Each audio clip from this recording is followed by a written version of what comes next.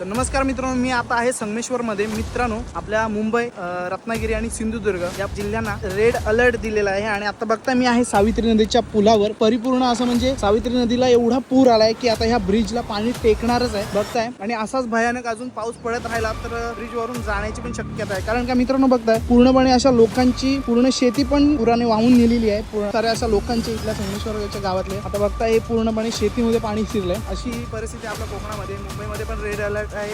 रत्नागिरी, सिंधुदुर्ग सगळीकडे पाऊस पडतोय. 24 तास हा पाऊस पडतोय, 2 दिवस झाले. त्याच सोबतच आता मुंबई गोवा हायवे आहे. आता मी संगमेश्वरच्या रोडनीच येत होतो. रोडनी येता पूर्णपणे हे जे डोंगर आहेत, रस्त्या बनवलेल्या आहेत, त्याच्या पूर्णपणे दरडी या रस्त्यावर येत आहेत आणि खूप ते धोकादायक आहे. रस्ते पण बंद केलेले आहेत काय आणि काम पण चालू आहे. तर बघता ही आपल्या कोकणातली परिस्थिती हे दाखवायचं वाटत होतं. बघताय तुम्ही ही सावित्री नदी, की भला मोठा पूर आलाय आणि प्रत्येक ठिकाणी असंच काहीच दृश्य असणारच आहे. चला तर